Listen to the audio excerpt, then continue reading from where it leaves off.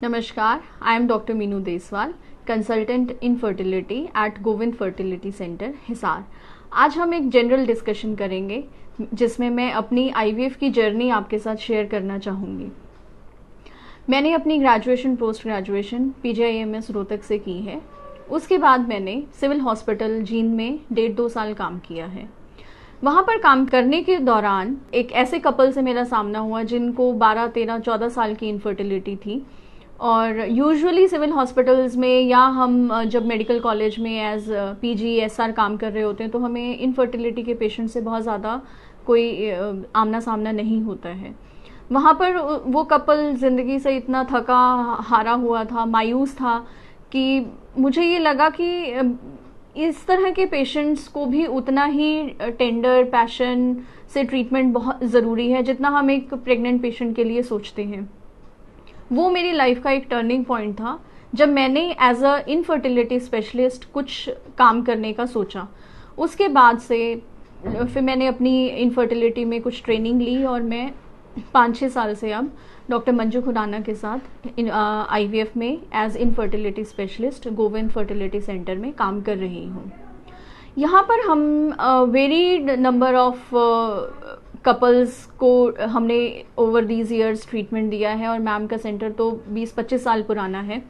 तो यहाँ पर generally polycystic ovary, adenomyosis, endometriosis, from simple to simple and from worst to worst patients हमने treat किए हैं जिनमें हमारा प्रेगनेंसी रेट 70-80% रहता है। Usually it varies between 70-80%।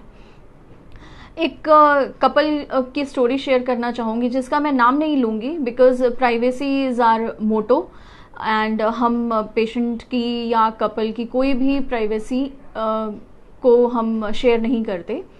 That patient was little I think 6-7 years की इनफर्टिलिटी थी।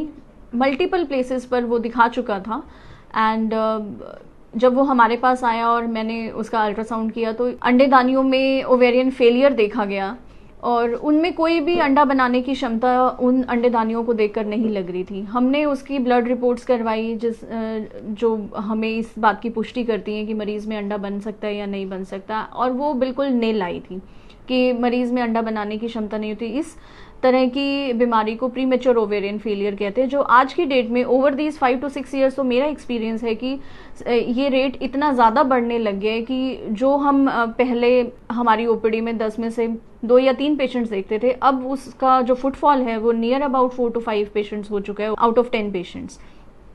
तो जब हमने उनको ये कहा तो it came out as a shock to them because उन्होंने हमें पहली बात ये कही कि मैम हम तो 6-7 साल से रेगुलर टच में हैं डॉक्टर्स के, पर हमें ये बात तो पहले कभी नहीं पता थी। इस तरह के पेशेंट्स को राइट फ्रॉम द बिगनिंग पता होता है कि उन्हें एक आईवीएफ ट्रीटमेंट की ही ज़रूरत होगी और उसमें भी हमें डोनर सैंपल से आईवीएफ के लिए जाना पड़ता है। We did donor IVF for them and the couple is happy now with twin babies and जो उनकी ज़िंदगी की मायूसी और जिससे वो अपनी एक लाइफ की खुशी खो चुके थे, जो कभी नहीं सोचते थे कि हमें भी कोई ऐसी चीज़ मिलेगी। जब वो पहली बार मिली थी तो यही कहती थी कि मैं तो सोच ही नहीं रही कि मुझे कभी बच्चा ठहरेगा क्योंकि मैंने तो कोई डॉक्टर ही नहीं छोड़ा जिसको मैंने दिखाया ना हो। आज वो कपल इतना खुश है, जब भी आता है हिसार से बाहर का पेशेंट है तो हमसे मिलने ज़रूर आता है और अपने बच्चों को ज़रूर लाता है। और उनकी खुशी को देख के कई बार तो मतलब हमें ये लगता है कि IVF is a miracle for such couples, जिसने साइंस ने इतनी तरक्की की कि इस चीज़ से निराश मरीज़ों को हम बच्चे जैसी खुशी दे सकते हैं, जो हर औरत का एक अधिकार है कि वो माँ बनने का सपना तो हर कोई ही देखता है।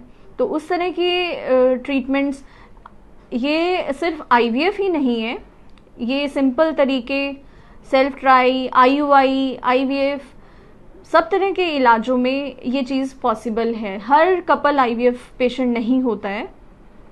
हर कपल को हमें उस तरह से नहीं लेना कि जैसे ही हॉस्पिटल में कोई आया है तो हमने उसको आईवीएफ का ही एक ट्रीटमेंट देना है, ऐसा नहीं होता है।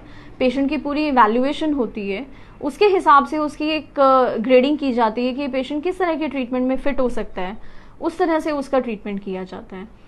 तो मैं personally as a IVF specialist बहुत खुश हूँ अपनी इस फील्ड से जो मुझे कभी नहीं लगता कि मैंने कोई ऐसा प्रोफेशन चूज़ किया जिसमें मैं किसी को कुछ करके नहीं दे पा रही हूँ, या उन लोगों के जीवन में जो एक निराशा है उसको दूर करने का एक प्रयास हम करते हैं।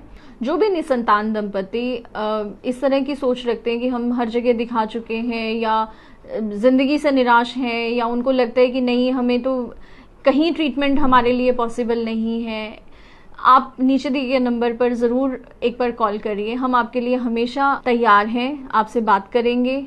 आप अपनी बात को खुलकर शेयर कर सकते हैं। मेरा पर्सनल नंबर भी मैंने शेयर किया है, जिस पे आप कोई भी समस्या खुलकर बता सकते हैं।